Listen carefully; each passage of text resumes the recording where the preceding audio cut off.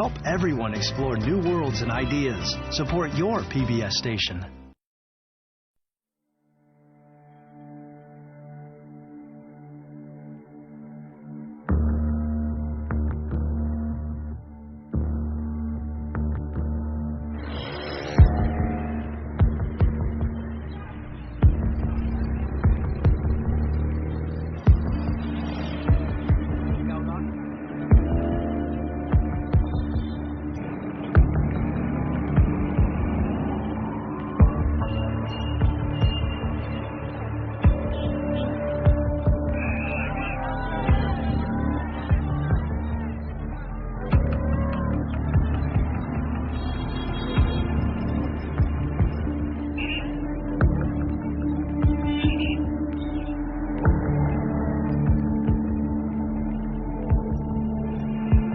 As we began to contemplate evacuation, the burning question was, who goes? And who gets left behind?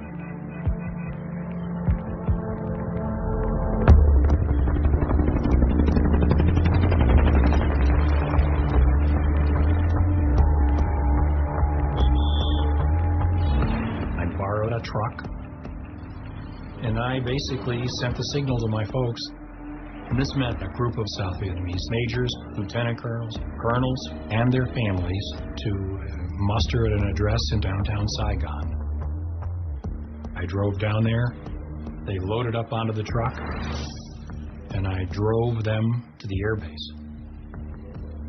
And I had told them, when you hear 3 thumps, that means hold the babies' mouths, don't breathe, don't talk, don't make any noise, because we're going through the gate post. I saluted in uniform as a captain of the United States Army. The guard waved me through, and I drove straight out to the flight line to an aircraft that was awaiting. One Vietnamese colonel that was putting his family on the plane, he had wanted to stay in Vietnam to defend the country. And this full colonel had like 8 kids and a wife. And he was in tears. The family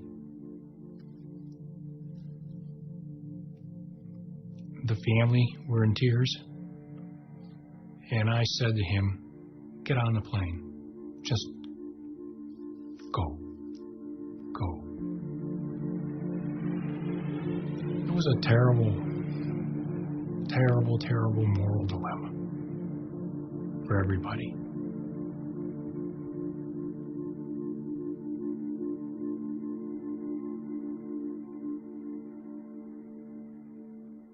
We today have concluded an agreement to end the war and bring peace with honor in Vietnam.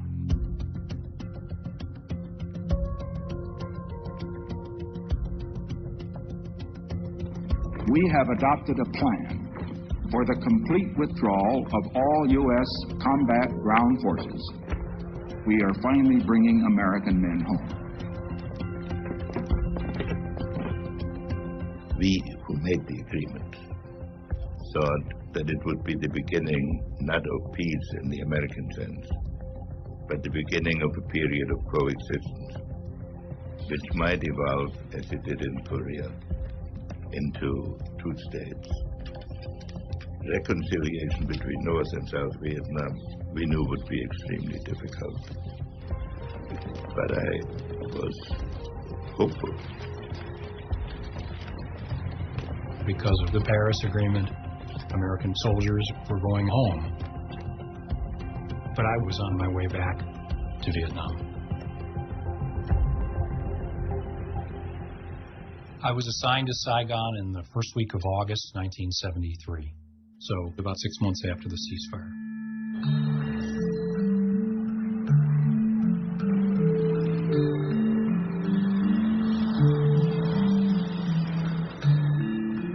I would say that between the State Department people and CIA people, the contractors who were there to maintain infrastructure, maintain aircraft, as well as people like me, we had 5,000 to 7,000 Americans in country. A lot of the guys had Vietnamese girlfriends and wives, in many cases with children. In general, things were eerily calm and in many ways normal in Saigon. My sense was that we were going to be there, pretty much for a long time to come. I was assigned to the American Embassy in Saigon. I was in charge of the 84 Marine security guards that were there, making sure that they kept up with their physical fitness training. We were there to protect American lives as well as American property. It was just day-to-day job. The ambassador there was a guy named Graham Martin, a North Carolinian, just as I was. He spoke with a slow southern drawl. He was a great gentleman. He was a cold warrior in the old stripe. He'd lost an adopted son in Vietnam to combat. And he was not going to give up South Vietnam to the communists. He was determined to keep U.S. aid flowing into Saigon. When the ceasefire occurred in 1973, everybody toasted it with Bloody Marys in the U.S. Embassy. It was a grand party. We thought peace was at hand. But the Paris Peace Accord was a masterpiece of ambiguity. In order to get President Thieu and the South Vietnamese to go along with the Paris Agreement, President Nixon pulled out all the stops. And in a letter to President Thieu, he promised that if the North Vietnamese were to substantially violate the terms of the Paris Agreement, the United States would respond with full force. In other words, re-enter the war. The North Vietnamese viewed Nixon as a madman. They were terrified of him. They believed that Nixon, if necessary, would bring back American air power. But in August 1974, he was gone. Nixon resigned because of Watergate. And overnight, everything changed. Hanoi suddenly saw the road to Saigon as being open.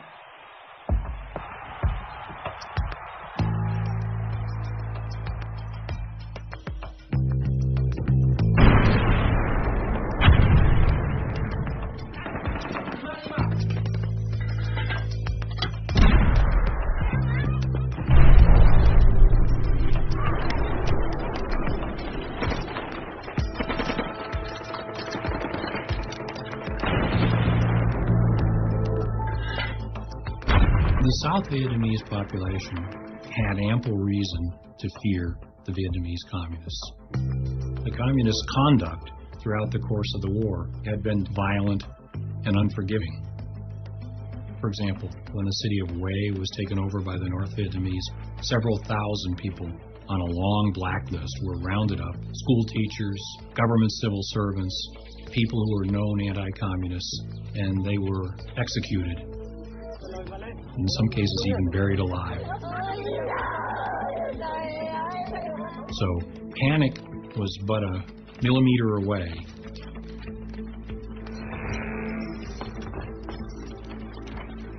Hundreds of thousands of refugees are in a blind rush to flee even further from the rapidly advancing communists. Bruce Dunning reports. President Thieu broadcast a strong appeal to the soldiers and the people of Da Nang, urging them to stay and fight. Và ngay cả vị tướng chỉ huy đó cũng không biết rõ ý định của ông Tổng thống Thiệu ra làm sao nữa. Và ngày hôm nay thì tin được lệnh là phải giữ Đà Nẵng. Ngày mai đã nhận được lệnh rằng bỏ. As the enemy approaches, the panic has swept from the coastal city's crowded back streets and pagodas onto runways at the airport. Our plane is surrounded here. I don't know how the hell we're going to get out. We're racing down the runway, leaving behind hundreds and thousands of people. About a dozen are there running along, grabbing at the air stair. We're pulling them on as fast as we can. There's a sea of humanity jamming on. Impossible to stop the crowd. We're pulling away. We're leaving them behind. We're pulling up with the people are falling off the air stairs. The plane is taking off. It was every man for himself. So you saw the World Airways flight being mobbed by South Vietnamese soldiers. You saw ships with thousands of refugees, including lots of soldiers. You saw out-of-control panic. Basically, any boats, trucks, airplanes, or anything going south were besieged by people wanting to get on board.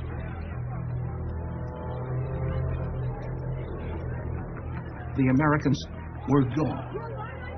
And as a result, the house of cards began to collapse. The North Vietnamese decided to escalate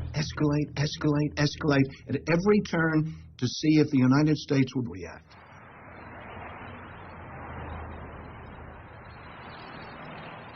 In April of '75, I was with President Gerald Ford, and we were flying across the country on Air Force One when one of the airplane's crew comes and hands me a note, and it says, "Da Nang has fallen." Ford was bombarded by questions from the press after he got off Air Force One.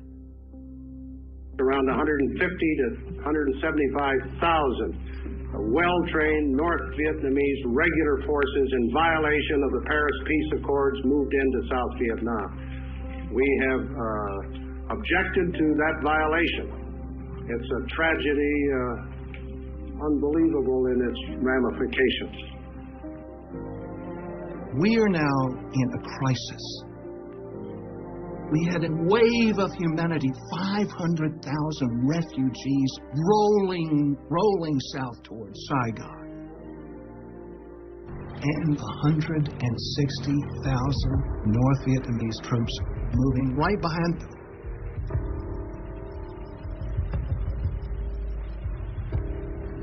I had become so concerned, I decided to pull our best Vietnamese agents in out of the woodwork to try to see what they could tell us about communist planning, which obviously was rapidly evolving. On the 8th of April, I met with one of our best agents who said, the communists are going to drive on Saigon. They're going to be in there by Ho Chi Minh's birthday, which was May 19th, literally a month away. Communist forces in South Vietnam, already solidly in control of 11 provinces, began working on yet another one today, Binh Dinh.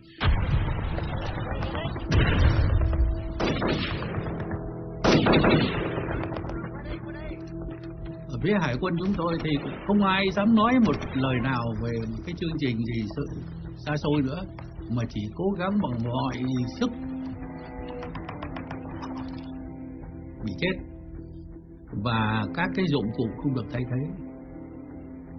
Nhiều các cái trại y tế dã chiến của chúng tôi phải dùng lại những cái bom băng, thì đó là một cái trở ngại. Đánh tới đâu, còn đánh được không, hoặc là còn sức đánh không. I kept a map every day on the progress of the North Vietnamese onslaught. By the 5th of April, the North Vietnamese had 15, even 16 divisions heading in the direction of Saigon.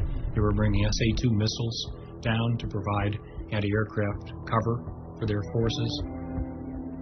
There were people who were saying, look, we've got to do some heavy planning here, because depending on how this goes, and it doesn't look good now, we may all have to evacuate.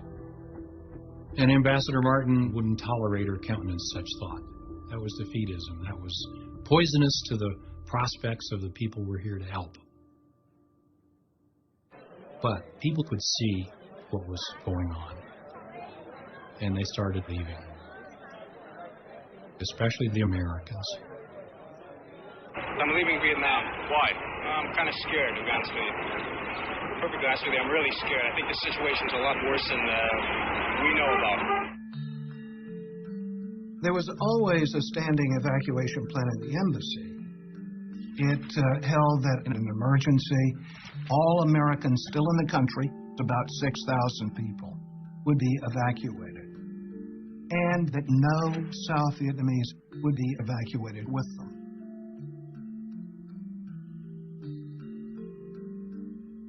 I was a student. The school is not closing, but it seemed like nobody interested in school anymore. You can't stay here. You can't live with the communists. Especially if you have a connection with the Americans, then you really got to get out. If we really made up a list of endangered South Vietnamese, the ones who really worked closely with us during the war, this number could be 150, 200,000, including their families, many more than that. But the idea of talking about an evacuation and of planning for an evacuation of Americans, let alone an evacuation of Vietnamese, was still anathema in the embassy. If you mean that South Vietnam is on the imminent verge of collapse, I think the answer is quite definitely no. I mean, we were dealing with an ambassador who was just convinced that somehow he was going to be able to pull this out and that there wouldn't have to be an evacuation and therefore there wouldn't have to be a concern about evacuating South Vietnamese. The situation in South Vietnam has reached a critical phase, requiring immediate and positive decisions by this government. There are tens of thousands of South Vietnamese employees of the United States government, of news agencies, of contractors and businesses for many years, whose lives, with their dependents, are in very grave peril. I am therefore asking the Congress to appropriate without delay $722 million for emergency military assistance for South Vietnam. If the very worst were to happen, at least allow the orderly evacuation of Americans and endangered South Vietnamese to places of safety. There was no way in 1975 that the Congress was going to vote any money to go to the aid of South Vietnam. We had pulled out our troops in 1973, and public opinion at that point shifted. The people of the United States, having seen Watergate, having seen the deception of the generals, weren't about to give any help in Southeast Asia. And, you know, Kissinger knew this. We knew we were not going to get the 722 million. By that time, it made no big difference. But President Ford said he owed it to Vietnam to make a request. We've sent, so to speak, battleship after battleship, and bomber after bomber, and 500,000 and more men, and billions and billions of dollars. If billions and billions didn't do at a time when we had all our men there, how can 722 million save the day? This is the way my map looked mid-April. The North Vietnamese just rolled down the coast. Saigon was clearly threatened. The situation was urgent. Urgent understates it. At this time, Ambassador Martin had been back in Washington, trying to persuade Congress to vote additional aid. He has no statement today. He came back to Saigon, and my boss, the CIA station chief, said, "Go down and tell the old man what's happening." I went in and I said, "Mr. Ambassador, half of the South Vietnamese army has disintegrated. We're in grave trouble.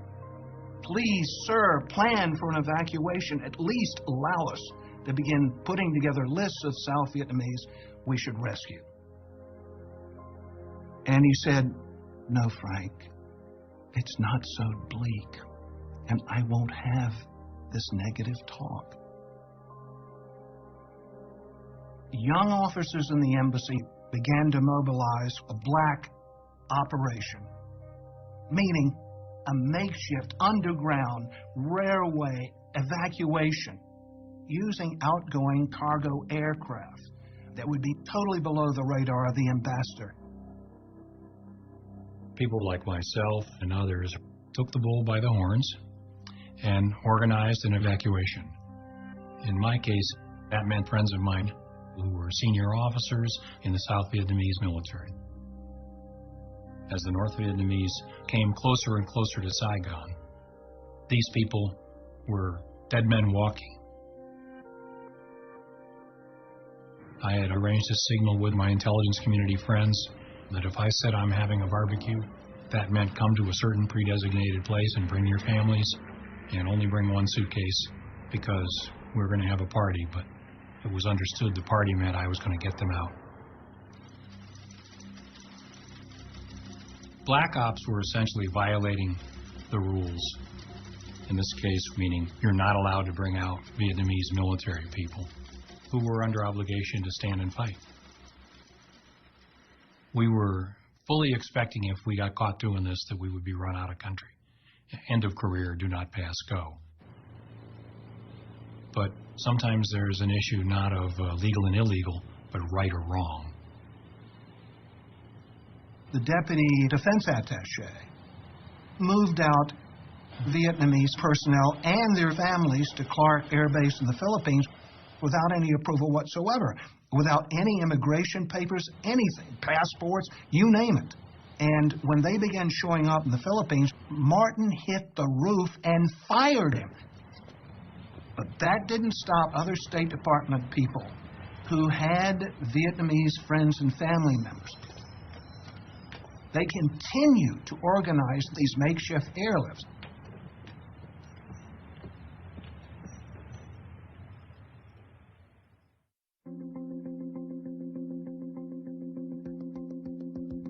That April, I was in Can Tho, which was about 100 miles from Saigon, and we were getting reports of this town falling and that province falling and so on. And then we were attacked. Sergeant Hasty came by to give me a report on the damage. Can Tho came under pretty intense artillery bombardment. The North Vietnamese had overrun some South Vietnamese artillery batteries and managed to turn those around and shell the center of Can Tho. We knew that the situation was bad. We could see that the South Vietnamese army was eroding. Supplies had been cut off, and you could see the armaments dwindling. We were, under the terms of the Paris Agreement, committed to resupplying the South Vietnamese. They lacked simple things like barbed wire and bags for sandbags. They were rationing their artillery shells because they were running out. The military support, the material support, was not coming. When President Ford went before the Congress, he had two major concerns. The first was to save as many people as we could. He cared for the human beings involved. They were not just pawns that once they had lost their military power were abandoned. The second was the honor of America, that we would not be seen at the final agony of South Vietnam as having stabbed it in the back.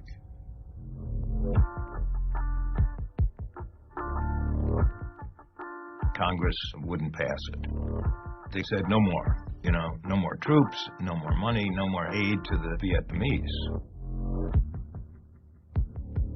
Well, I had to go into President Ford's office to tell him. I had never heard Ford use a curse word in all the time I'd known him. But when I showed him this story, he said, "Those sons of bitches."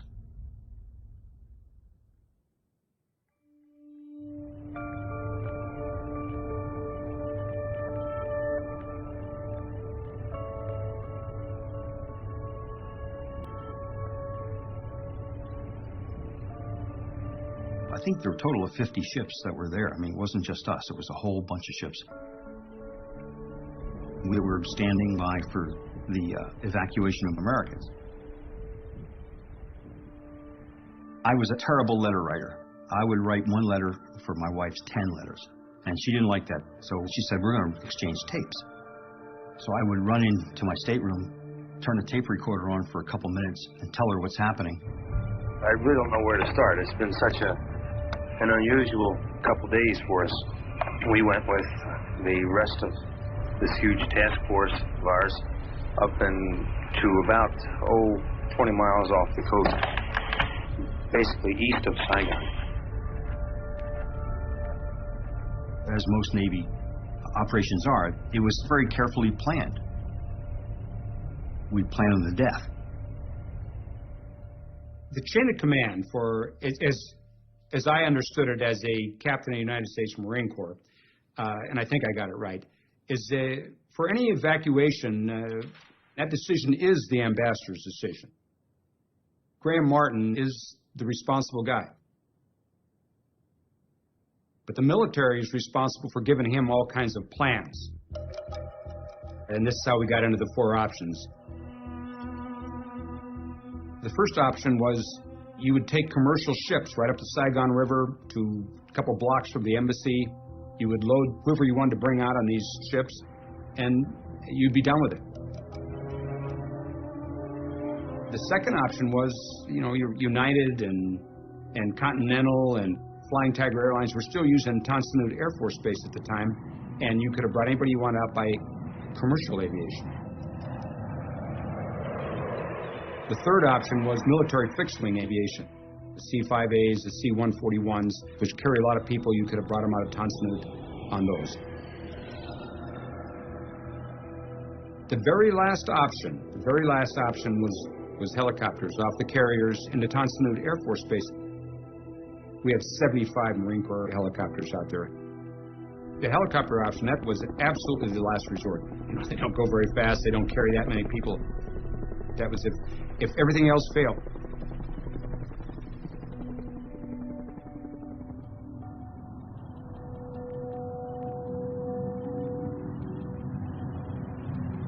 I got into Vietnam late on the 24th of April, 1975.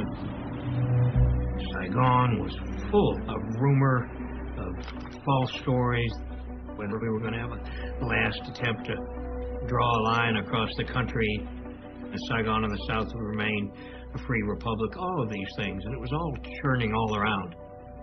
The fighting was close to Saigon, but hadn't shown up in the streets of Saigon.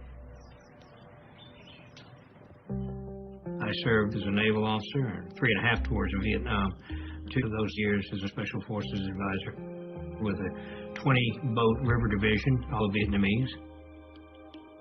I could tell jokes and hear jokes in Vietnamese, and once you start off like that, you eventually end up being able to dream in Vietnamese. In 1975, my mission was to remove or destroy as many ships, swift boats, anything that I considered to be a benefit to the enemy. I met with Captain Do Kim, who was the operations officer of the Vietnamese Navy. Ông ta nói rằng tình hình thì tuyệt vọng rồi.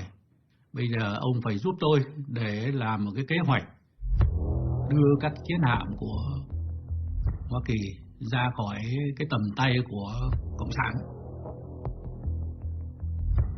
The plan was to sail all the large ships of the South Vietnamese Navy down the Saigon River to the sea and rendezvous at Con Son Island. We had to keep this secret. If we were to get out, it would have had an effect on the morale of the people in the street.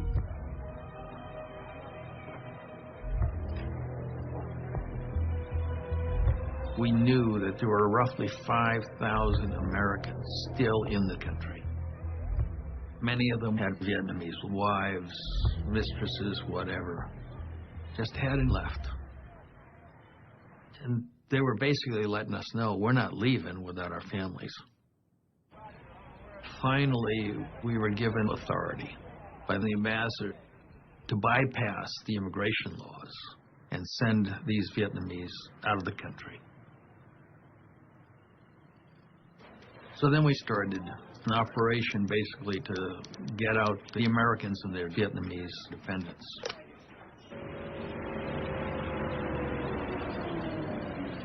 It was not an official evacuation. We still had no organized plan for evacuating high-risk South Vietnamese because we had an ambassador who was making up his mind on the wing.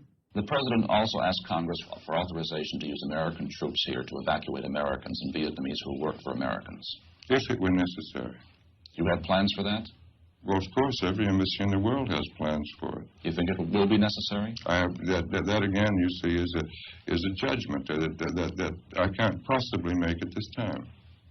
We have been reducing the population here as a measure of prudency, and we'll take measures to reduce it further as a question of prudence. The ambassador was extremely skittish, and I guess understandably so, about talking about evacuation, about sending signals that an evacuation was being planned or even executed. He feared it would trigger a panic. It's time to get out. And in Saigon at that time, it was like, who do you know? The key word would be connection. There's a lot of people, they try to get their money. Because if the people have money, maybe they will find connection to get out. You know, so you want to go? Give me this kind of money. One guy said to me, the family, tell them to come to the boat dock. I was waiting for them. You know, of course, they took the money, but they never got us. There was chaos in Saigon at that time. Everybody was looking for ways to get out as soon as possible. Of course, the Americans we worked with had a plan in place for us. They told us to get to the meeting place, which was a safe house, and near the American embassy, and to wait for buses to come to pick us up.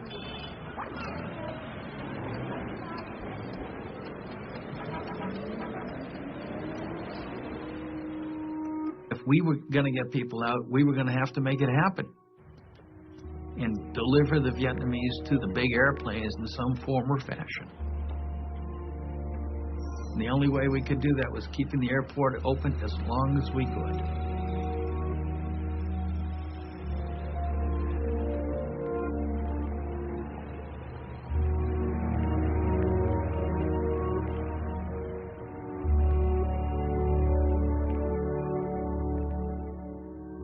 Ambassador Martin still hoped that somehow this thing would not end with the North Vietnamese humiliating the United States by attacking Saigon.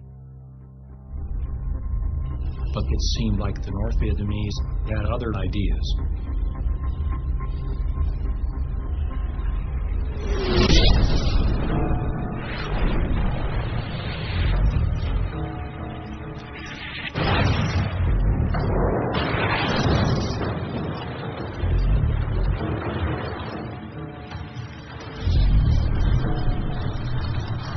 What may be the final battle of Saigon has begun.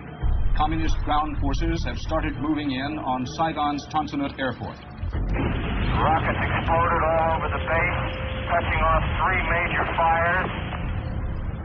The air base was under continuous artillery fire. I felt the rounds. They were so close. The shrapnel was clinking against the fence behind us. It was abundantly clear that it was a whole new ball game.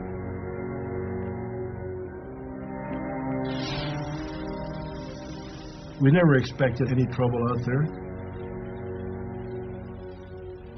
And then, of course, fear a little bit set in because now we knew that it really meant business, you know. Were they going to continue shelling the Tan Son Nhut? They're giving us a warning, you know. Get out. as the sun came up, General Smith, who was our defense attaché out at Tan Son Nhut, contacted the ambassador and said, the plan to use the fixed wing to get a few thousand people out today isn't going to work. And we need to consider that this is it. Option 4, a heavy lift helicopter evacuation. And Ambassador Martin wouldn't hear of it. He said, I want to come out there. I want to see it. Which he did. He got in a sedan. He didn't lack for guts. There was still rounds coming in. Sporadic. But there was still artillery fire. And he could see that the main runway was full of craters from North Vietnamese artillery. And it was understood that General Smith was not being premature with the recommendation for option 4. Ambassador Martin's concern very clearly, up to now, was that once we start an official evacuation, it's pretty obvious that the game is over. You've got to remember, this is an ambassador who had lost his only son in combat in Vietnam. One becomes pretty invested in that country.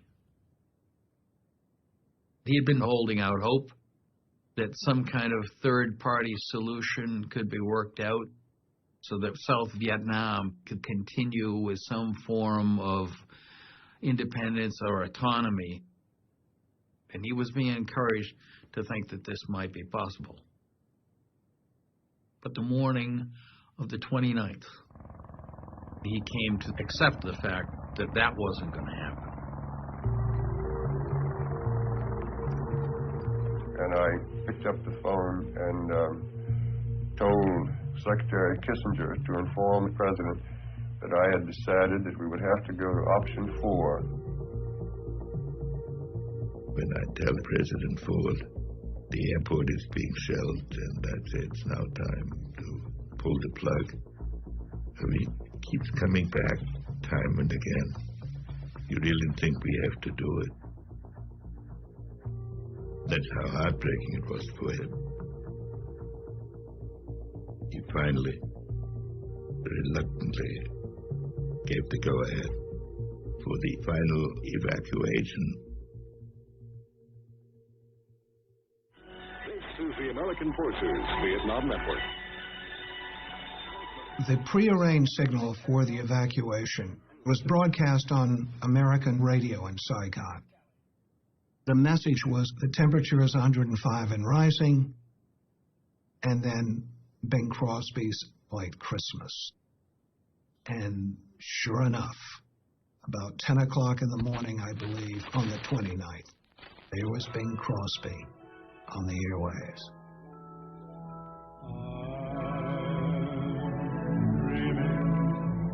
Of a white Christmas, just like the ones I used to know, where the treetops glisten and children listen to hear sleigh bells in the snow.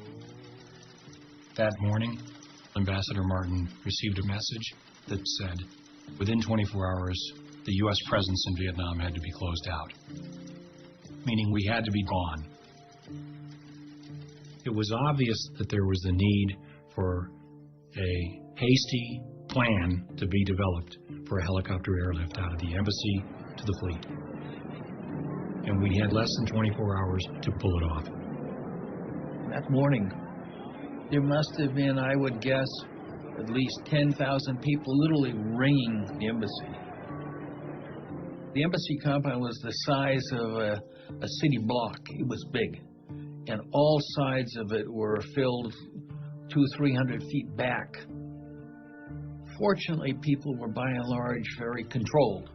They were very patient. They were just hoping desperately to get in. It's like the whole Saigon want to get inside the American embassy. So you have to know somebody, you know. Just like me, I find my friend and got this little paper to assure us to get in. So several of us went to the embassy, and my friend, he sold the paper to the guard, and he just kind of pointing it to each one of us, and we one by one to go inside the embassy. When I first got in, I feel so good. I in America, I almost there. They have a courtyard in the swimming pool, and we mostly gather around the swimming pool, and 1,000 people there, and they just keep coming in. That morning, CIA choppers began picking up evacuees off the roofs of buildings around the city and bringing them to the embassy. There was an old pilot named Obie Harnage. He was blind in one eye and lame in one leg. And I said, Harnage, we got people at 6 Chalong. You got to go pick them up. It was the deputy CIA station chief's apartment building. There were a number of very high-risk Vietnamese, including the defense minister of South Vietnam, all waiting to be rescued. As they climbed up the ladder to the roof, a photographer took that famous photograph. Many people thought that was the U.S. Embassy. It wasn't. But it indicated to what extent chaos had descended on this entire operation.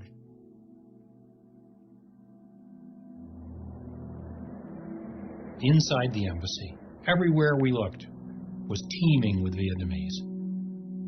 We counted them, and the total number was about 2,800.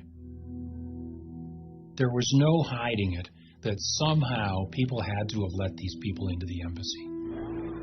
Was it, Marine security guards who kind of looked the other way? Was it American employees in the embassy who were doing kind of what we did with black ops and taking care of their own? We never got to the bottom of that. And frankly, we never pursued it. One of my Marines said to me, we should take out the tailor. There was a tailor who made all our civilian clothes. So I said, why don't we take out the cook, too? He said, well, you should take out the cook, too, and all the other cooks.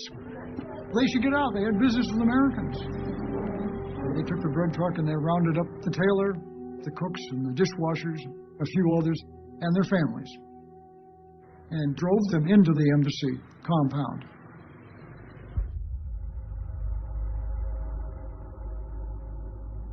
There was in the parking lot of the embassy a great tamarind tree, which the ambassador had often referred to as steadfast as the American commitment in Vietnam. The CIA station chief that last morning said, Mr. Ambassador, we have to cut this tree down. You could not land any large helicopters on the parking lot unless the tree and all the shrubbery was all gone. The ambassador had resisted us cutting that tree because he did not want anybody to be alerted that we were doing any sort of evacuation or were going to do any sort of evacuation. He was upset, but finally he succumbed, to just common sense and gave up his, I guess you could call it a dream, and we cut it down.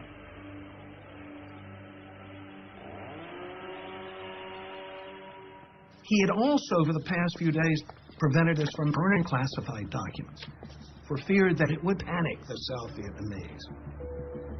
So, that morning of the 29th, we had thousands of pages of classified documents we had failed to destroy beforehand. Our next job was just looking at that classified document idea and getting rid of that. So we went to every office and told them to start pulling stuff, and piles and piles of paper began coming out. And we began shredding.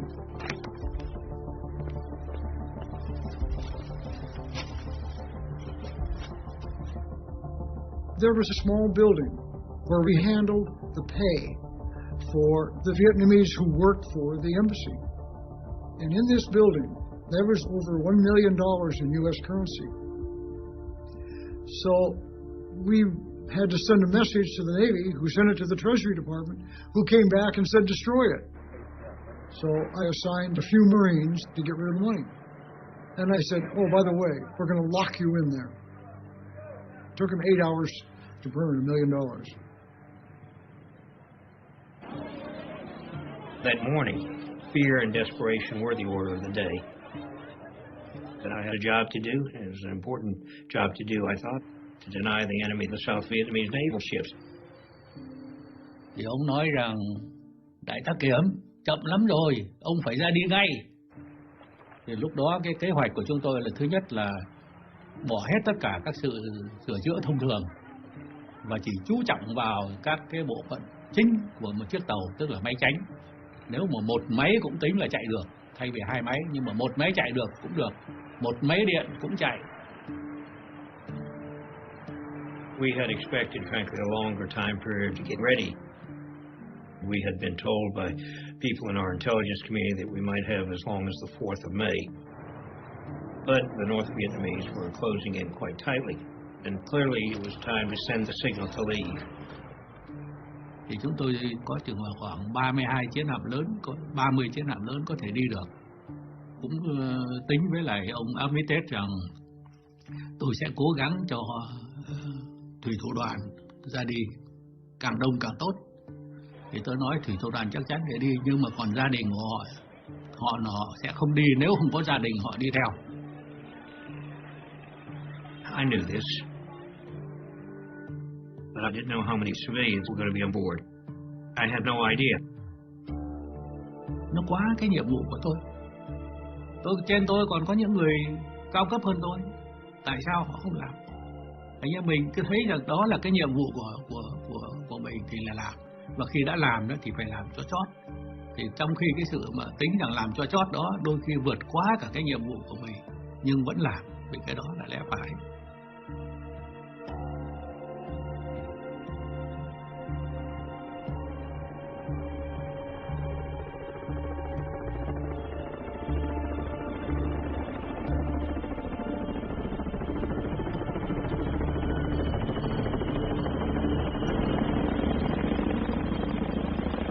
I was the first one into the embassy, and my only mission at this time, this is early in the afternoon, was to bring the ambassador out. It was actually a mission, it was called Embassy Snatch. I was just supposed to get the ambassador. I land and I said to the people, I said, I'm here to get the ambassador. And, well, not quite. The ambassador refused to leave until he could get as many Vietnamese on as many choppers as possible.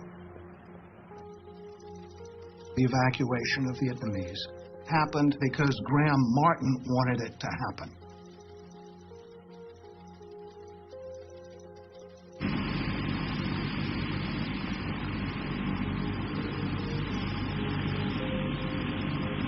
So they loaded some Vietnamese on my helicopter. And because I'm supposed to have the ambassador on board, we go right to the command ship, the USS Blue Ridge. We land on the Blue Ridge. General Carey comes out, wants to know where the ambassador is. He said, well, he didn't get on. I mean, I don't know who I'm supposed to tell, but I told everybody I was supposed to get the ambassador, but the ambassador didn't get on. So that starts the lift. Like I say, we had 75 Marine Corps helicopters. You and your wingman would fly into the embassy, get your passengers loaded,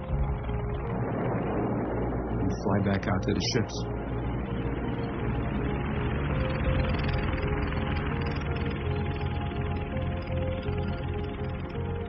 It was a little over an hour back and forth.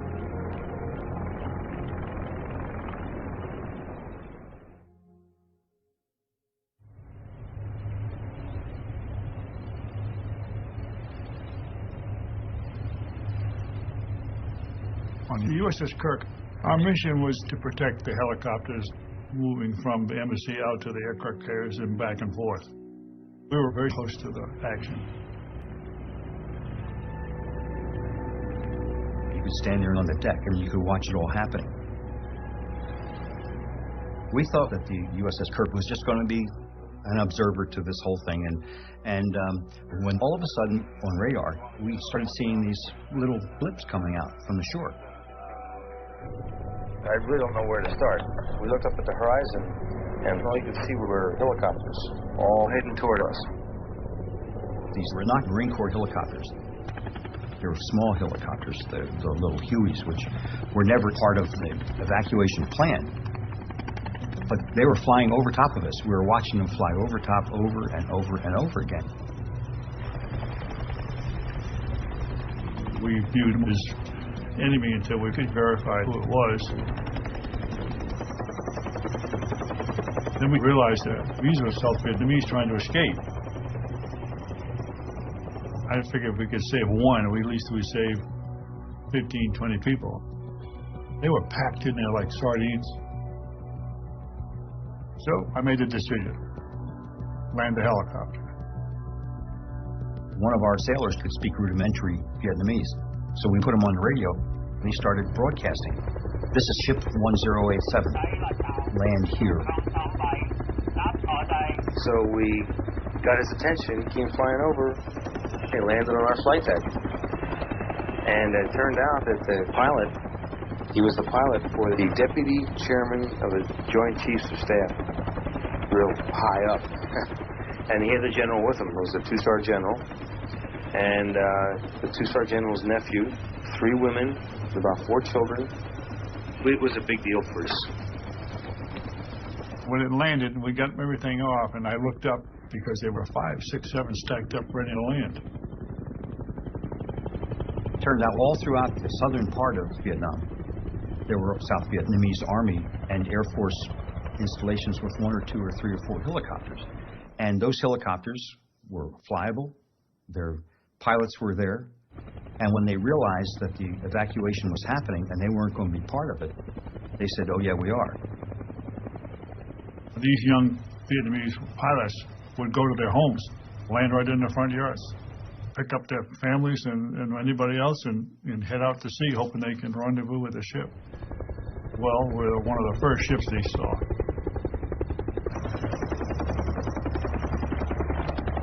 Our flight deck will only take 1 helicopter at a time landing. There are no wheels on them, you just have skids. We couldn't think of what else to do, and these other planes were looking for a place to land, so we just physically pushed them. Of course, this was a big old helicopter, thousands of pounds, so we had to figure out how to get it 15 feet over to the edge of the flight deck. You don't have time to think about what you did, you just had to do it. So we opened up our flight deck and they began to land, one right after the other. Some of them were shot at, holes in them. Most of the Vietnamese who came out, I'm talking about the flight crews, they were heavily armed, all with sidearms, some with M16 rifles. They had no idea what was going to happen, so they came out ready for anything, really. So we had to disarm them. None of them had ever landed on a ship before. They were Vietnamese Air Force. Everybody had a gun. They took all the guns away from them. And about 5 minutes later, another one came in and landed. And we pushed his airplane over the side. That was the second one. I helped push that one over too. Then the third plane came in. It landed also. We pushed it over the side. So meanwhile, we've thrown 3 helicopters in the water so far. This is incredible. I know you're probably not believing any of this, but it's all true.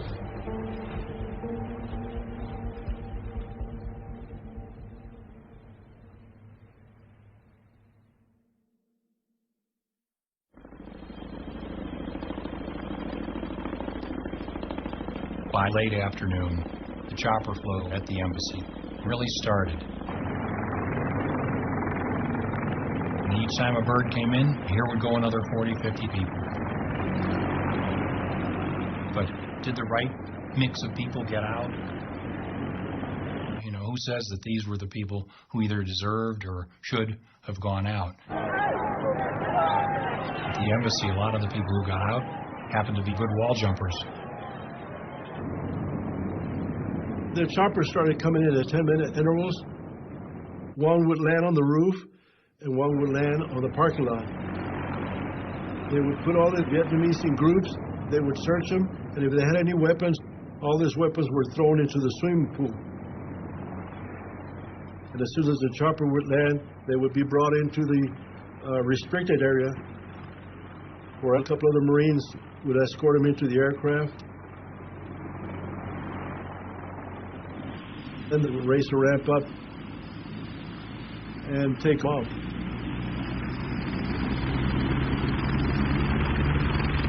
I remember I told to my friend, and he said, "Oh, it's our turn now. We're almost there, you know." So we're all excited.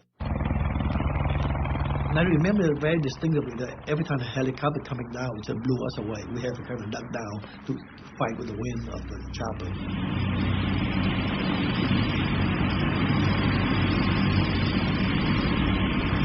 Three of the choppers that came in each landed a platoon of 40 Marines from the task force.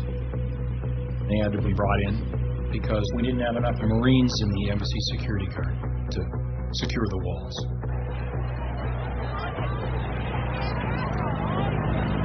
I went with my wife to the embassy.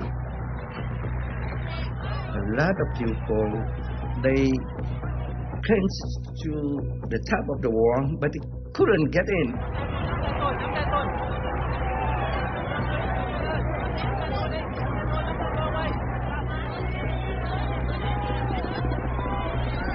Each gate was besieged like that, although the side gate was the principal place where they came.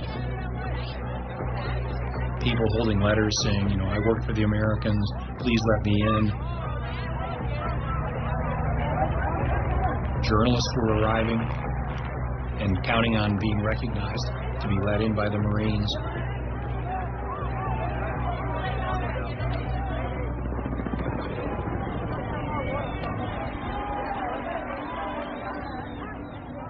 There was a sea of people wanting to get out by helicopters.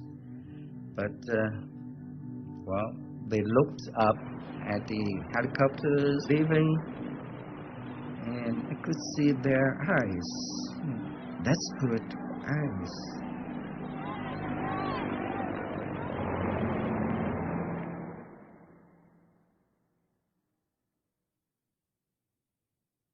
My dad flew a Chinook helicopter in the South Vietnamese Air Force. He had been waiting for orders, but his captain had, basically just left. So he and some other pilots picked out the best Chinooks and took off.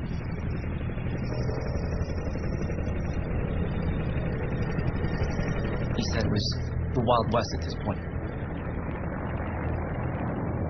Just you and your horse, and you just do what you had to do to survive and take care of your family.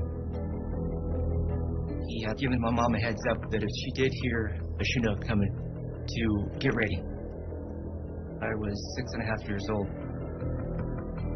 I can still hear the rumbling, very familiar rumbling of a Chinook. When you hear the Chinook coming, you know it's coming. I knew my dad was coming. In Saigon during my childhood, it was like, say, living in the middle of busy LA. So there's really not a big area to land the Chinook. So he came in and landed in a playfield. Caused a lot of wind, caused a lot of commotion. My mom grabbed my little sister, who was about 6 months at that time, and I had a little brother who was about 3 or 4 years old, myself. We quickly ran into the Chinook, and we all flew off out into the Pacific Ocean. My dad was afraid for not having enough fuel. Afraid for a lot of things. He was just flying blind. And then he saw a ship out there. In the middle of the day, after we had taken those first helicopters aboard, this huge helicopter called a Chinook They came out and tried to land on the ship. And, the thing almost crashed on board our ship. This big Chinook showed up. There's no way he can land on Kirk without impacting the ship. He would have killed everybody on this helicopter plus my crew. It was way too big to land. We thought that the helicopter would just fly away. But as the ship was moving forward, probably 4, 5, 6 knots, something like that, the pilot communicated that he was running low on fuel. He opened up the port side of the helicopter and he hovered across the stern of Kirk. Then all of a sudden, here comes a human. One by one, we jump out. I jumped out, my brother jumped out, my mom was holding my sister, obviously very scared. And she just trustingly, just with one hand, with her right hand, holding on with her left to brace herself, just dropped my baby sister. One fella standing there, and he said he looked up and he saw this big bundle of stuff come flying out, and it was a baby. It was the 1-year-old baby. And then the mother jumped out and he caught her too. Then the pilot flew out on our starboard right side. He hovered with his wheels in and out of the water. He hovered there for like 10 minutes. And we couldn't figure out what he was doing. And it turned out what he was doing was taking his flight suit off. Here's a man flying a twin-rotor helicopter by himself. At the same time, he's taking off a flight suit. How you do it, I've talked to helicopter pilots, and they can't figure out how he did that. How like a Houdini trying to get out of this thing. And finally, he made the helicopter roll to the right as he stepped out the door on the left.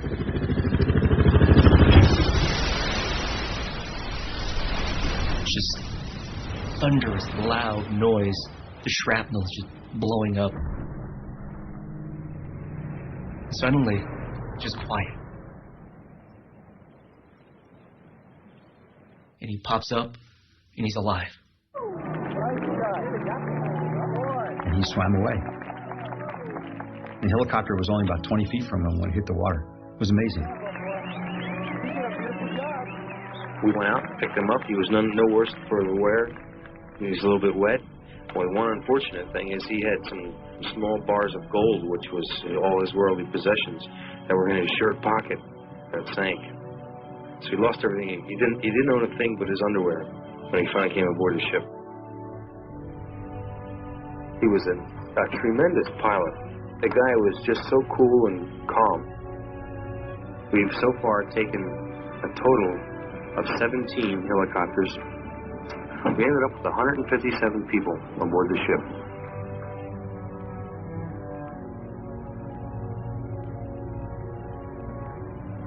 That crew was very special.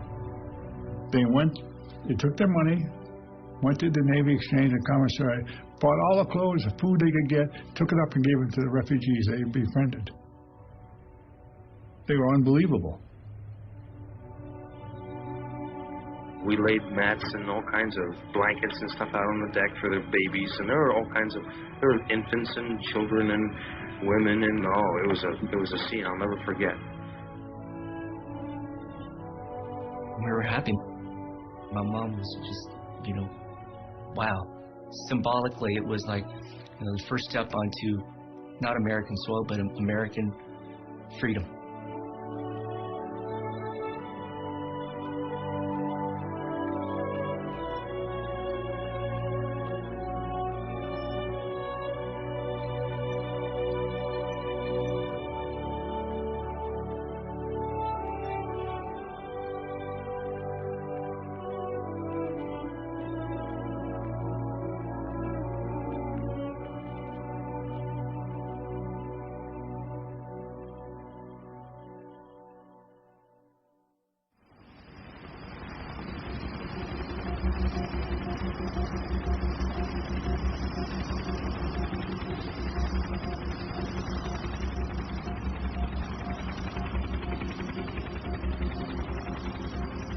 When we started the evacuation, we were very, very excited about it.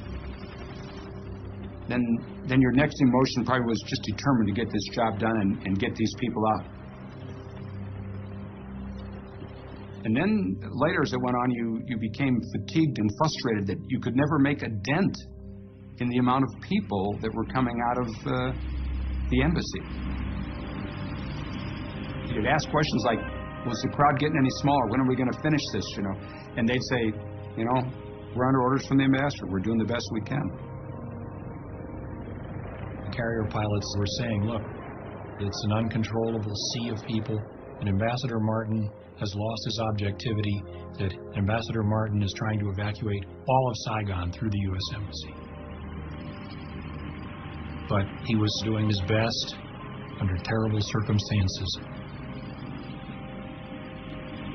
Ambassador Martin was dragging out the evacuation as long as he could to get as many South Vietnamese out as possible.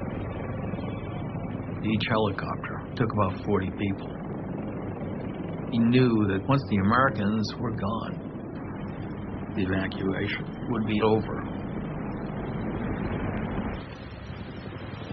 So they just put 1 or 2 Americans on each one.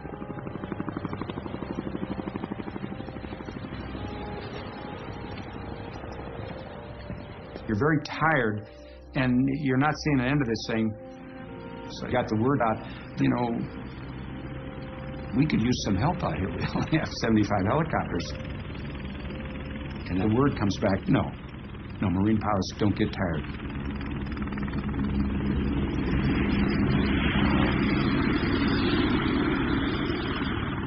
Back at the embassy, under the ambassador's direction, we, of course, were taking advantage of the presence of the aircraft to evacuate threatened folks.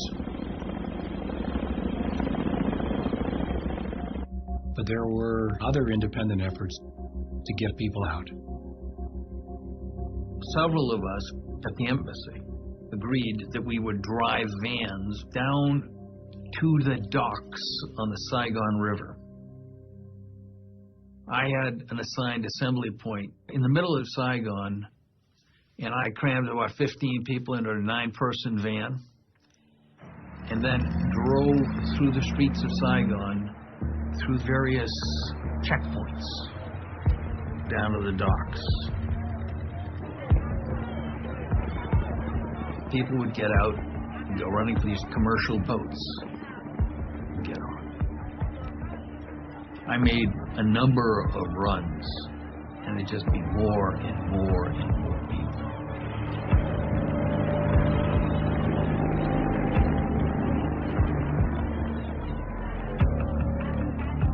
Finally, as the sun was going down, we were running out of light. A man came up to me. I turned to him and said, "This is my last load. I can't take any more." I said, "Well, get your family." And he said, "Can't do it. My family's too big. My family's too big." And he just shook my hand and said, "Thanks for trying," and walked away. So I came back to the embassy and parked the van. It was already getting well into twilight. Got my way through the crowd. It was a big crowd. I had nothing more I could do. So I went to get on the helicopter, and Ambassador Martin pulled me out of line. He said, "I know what you've been doing. I know you've been out there. We've been talking. I want to thank you." I thought it was a kind gesture. By that time, it was definitely dark. The lights of the helicopter inside radiated very clearly. I sat down and looked around. I was one of maybe 2 or 3 Americans. The rest were all Vietnamese. And we flew out.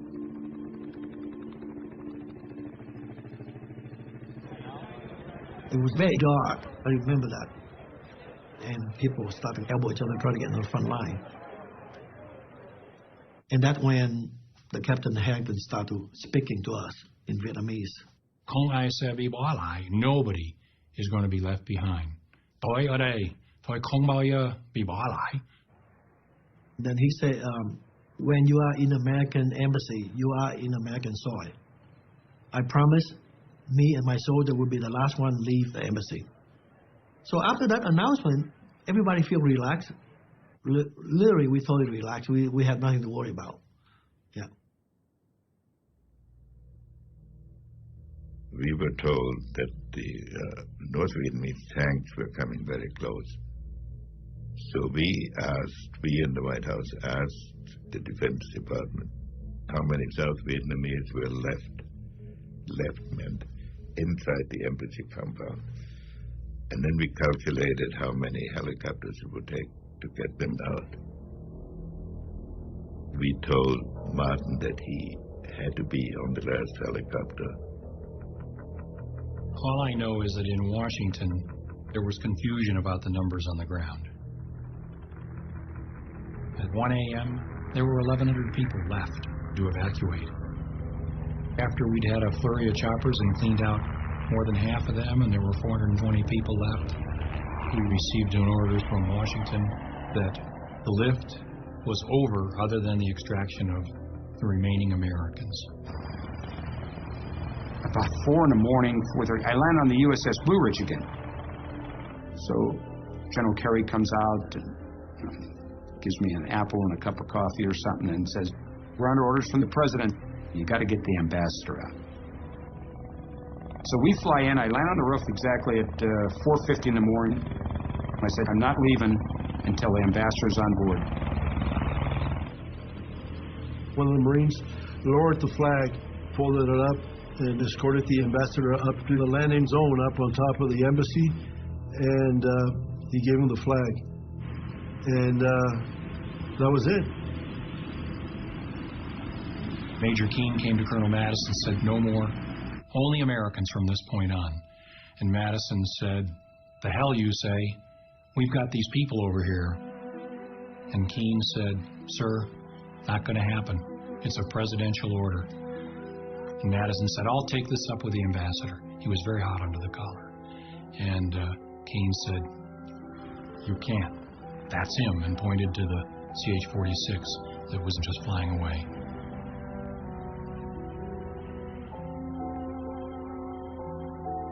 So the ambassador's on board. And out we go.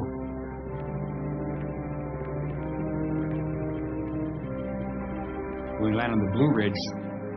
15 or 20, maybe 25 people get off with the ambassador, and that was the end of it. I flew 18.3 hours straight through. Graham Martin looked very tired, extremely haggard. I mean, he looked like, I'm sure the pressure was immense. And at what time would cease evacuation? Cease evacuation? We could still be flying if we hadn't got the ambassador out, because he refused to stop the lift. Like about 3:45 then.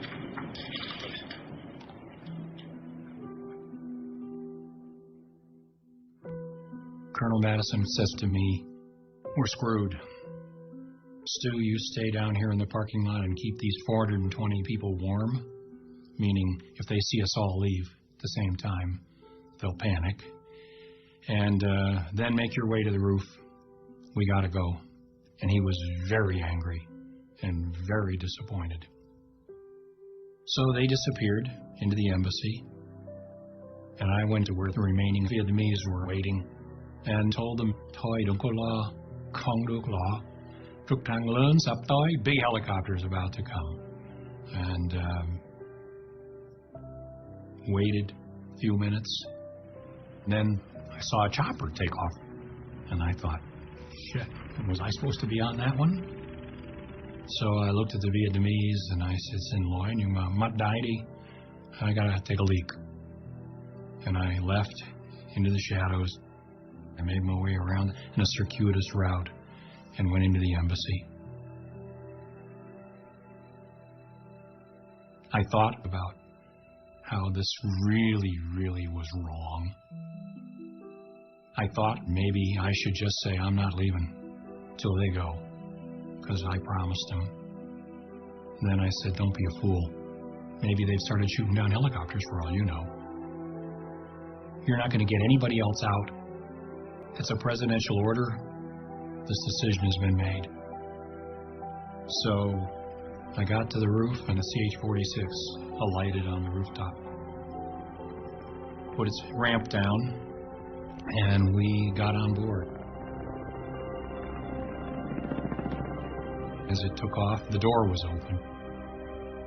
And down in the parking lot, I could see the group of 420 of them. They were right where we had left them marshaled on this little patch of grass. I felt absolutely awful. It was just so serious and deep a betrayal.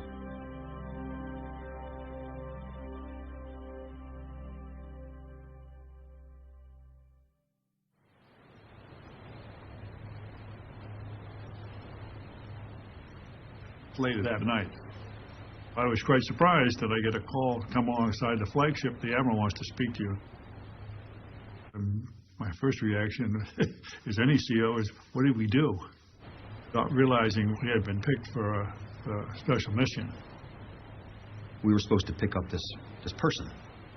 He was 30 years old, came aboard, civilian clothes, and the captain was just told to take his direction from this guy. I went aboard the Kirk and met with Captain Paul Jacobs. And the first thing he said to me is, "Young man, I'm not accustomed to strange civilians coming aboard my ship armed in the middle of the night." I said, "Captain, I assure you, neither am I." He smelled like a naval officer. You know, one officer can smell another one. So I looked him up in the Blue Book. He's a graduate of Naval Academy. So from that point on, we were fine. What do you want to do? And we worked together as a team. We steamed down to Constance Island, and we could see on the radar display that there were a lot of blips. And I remember dawn breaking, the sun coming up, and seeing what I had seen as a radar display in person. There were dozens of ships, and not just Vietnamese naval ships, but also civilian ships. And they were all totally crammed with people.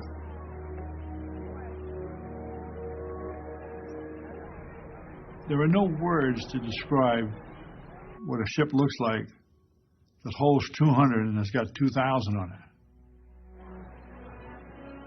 I don't think anybody really understood the magnitude of it until we looked at what we got in front of us. It looked like something out of Exodus. Our mission was to help the ships into international waters. But now they had all these people. My reaction is, how the hell are we going to do this? Most of the Vietnamese Navy ships were dead in the water. Some were anchored, some were just adrift. So we sent over our engineering technical people to see what we could do to help them and get them underway.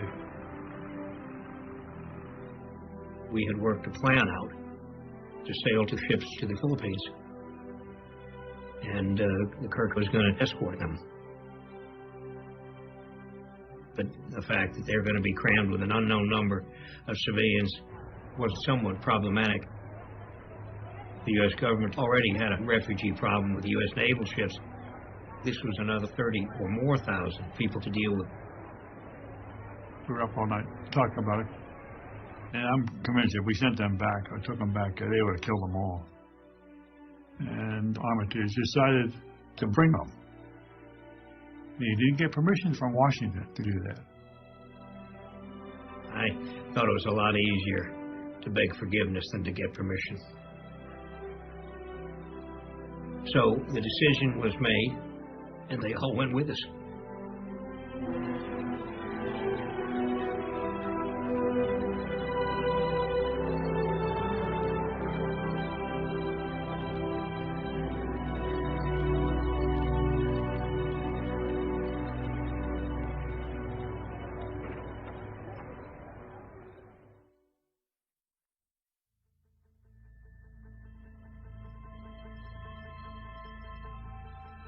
We had finally got out the the last of the refugees that we could get out. Now we had to evacuate the Marines. They were all inside the embassy building, except for us.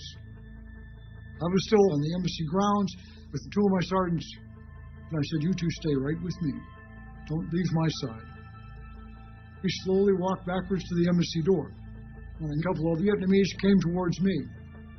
I said, "We have no more helicopters. That's it. I'm sorry.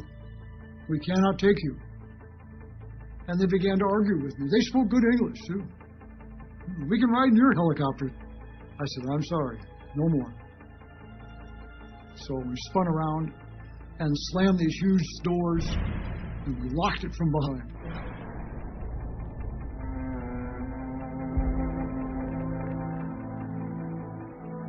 I kind of fall asleep off and on, but what gets me woke up is the noise. It's a different noise. So I kind of look up, and the first thing in my sight was I didn't see that soldier there anymore on that wall. There were people throwing blankets or jackets and materials over the barbed wire so they can climb over the wall to come in. It was like, where are the soldiers? We were going up the stairs, and below me I could hear feet running on the stairway. When we got to the roof, Master Sergeant Valdez was there. He says, "We got everybody?" "Yeah." I said, "Man, there's somebody chasing me up those stairs." There were wall lockers up on the roof and those big fire extinguishers with wheels. So we tilted all those wall lockers and the fire extinguishers, put them against the door. There was a little window there that we could see him in there. All the Vietnamese trying to get to the roof. The Marines started going out as choppers came in. Then all of a sudden, choppers all ceased. There was 11 of us still left there.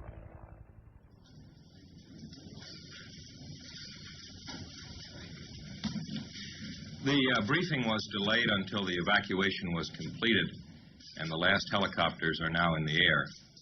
The President commends the personnel of the armed forces who accomplished it, as well as Ambassador Graham Martin and the staff of his mission, who served so well under difficult conditions. We were told that Martin had left on the last helicopter and that the evacuation had ended.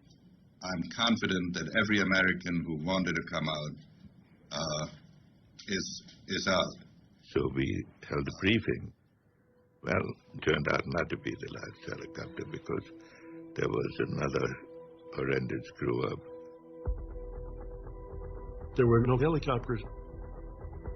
You know, we were just kind of sitting down around, looking at each other, wondering, you know, what's going to happen here, you know, whether they truly had forgotten about us. So I got on my radio, and I began saying, U.S. Navy, American Embassy, request extraction immediate. And I repeated this over and over and over. The only option we had was sit on the stupid roof, like a sitting duck. And I kept thinking, where are the North Vietnamese? About 7:45 in the morning, you can start seeing the North Vietnamese coming down the road. My thoughts were, what's to keep them from bombing the top of the embassy roof and blowing us off, you know? A tank is going to take one shot. If it hits the building, you're gone.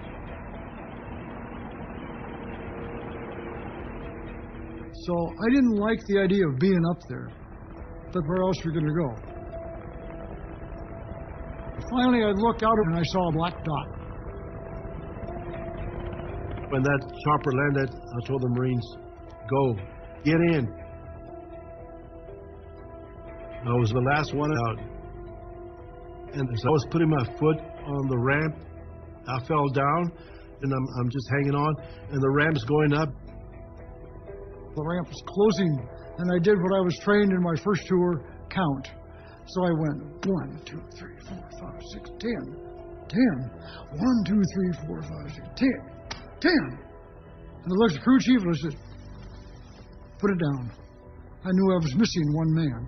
I remember looking at the ramp and two hands were over the top of it. So the Marines just kind of grabbed me and then just pulled me in. We left by my watch at 7:58 Saigon time. Now we were the last 11.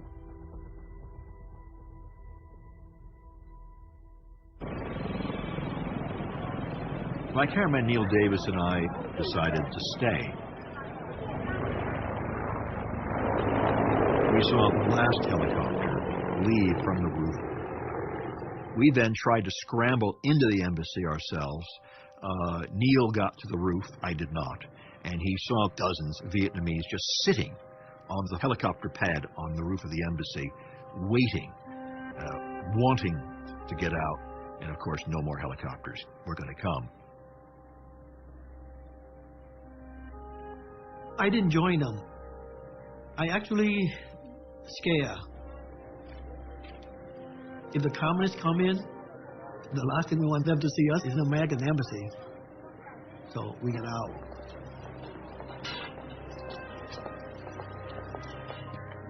People were coming in and out of the building. Literally anything that could not be fastened down or was not fastened down was being taken away. Any souvenirs from the ambassador's office were taken away. Almost brick by brick, the embassy was being dismantled. It was ordinary looting, but more than that, I think it was just frustration and anger and an opportunity to get back perhaps at the Americans, because in the view of many in that crowd that day, we had deserted them.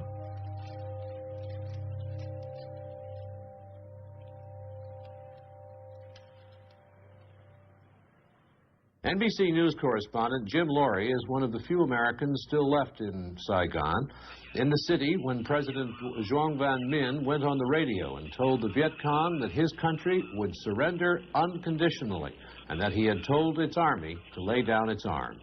Here from Saigon Radio Hookup is Laurie's report on the surrender. In the words of General Minh, we are here to hand over the power of government to you in order to avoid bloodshed. It is a unilateral ceasefire and an unconditional surrender. The 30-year war in South Vietnam is at last over.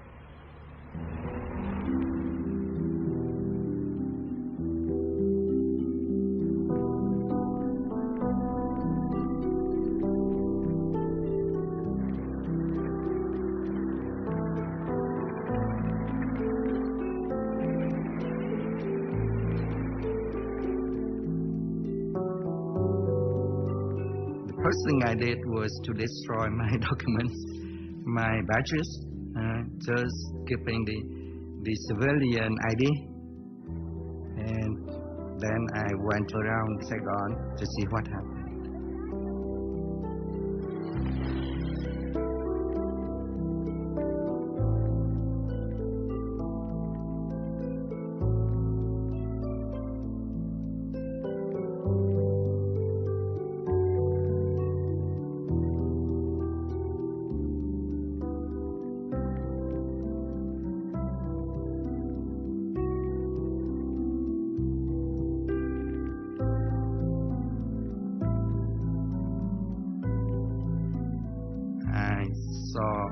Of South Vietnamese soldiers in underwear.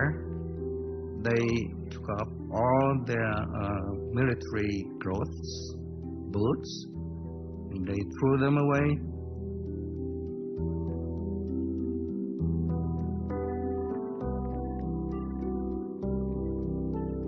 And I thought, well, what would happen to them? And to me, to myself. Right. I thought of my friends who were killed in action. And I thought, well, is this what we fought for? Is this what the Americans came for? And I didn't have the answer.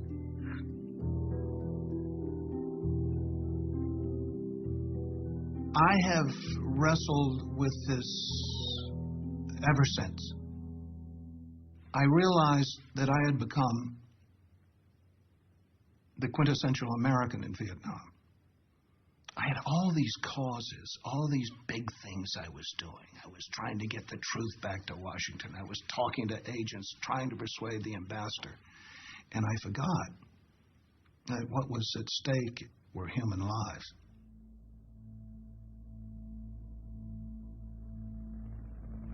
For years after that, I hear that sound in my head, that sound like...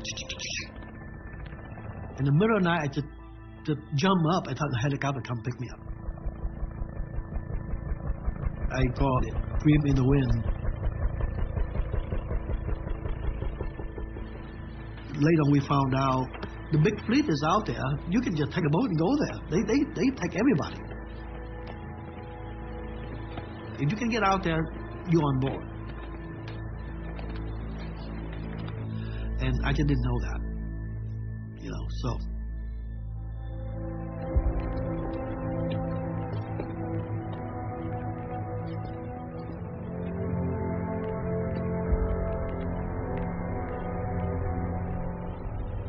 As we approached the Philippines with our refugees, there was a big problem. They wouldn't let us in, and the reason they wouldn't let us in is because the government there had recognized the new regime in Vietnam, and these Navy ships we were escorting were all flying South Vietnamese flags, and the solution was to reflag all these ships as American ships. Thì chúng tôi có trình với lại ông đô đốc của cái đoàn tàu để thất hạm đội đó, thì chúng tôi có đề nghị làm một cuộc lễ hạ cờ của chúng tôi xuống và kéo cờ của Hoa Kỳ lên.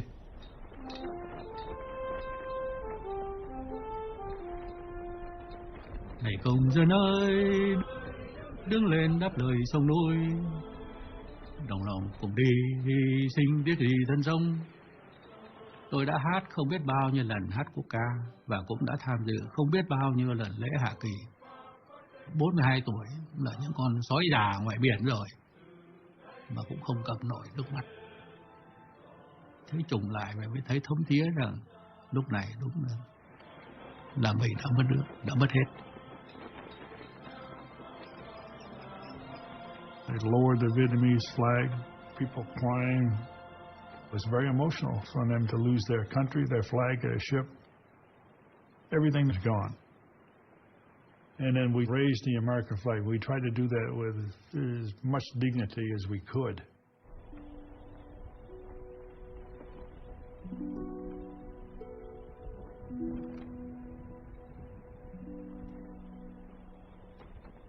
There were thousands and thousands of Americans who served in Vietnam who were sitting at home, heartbroken at watching this whole thing come to naught. The end of April of 1975 was the whole Vietnam involvement in a microcosm. Promises made in good faith, promises broken. People being hurt because we didn't get our act together. You know, the whole Vietnam War is a story that kind of sounds like that. But on the other hand, sometimes there are moments when good people have to rise to the occasion and do the things that need to be done. And in Saigon, there was no shortage of people like that.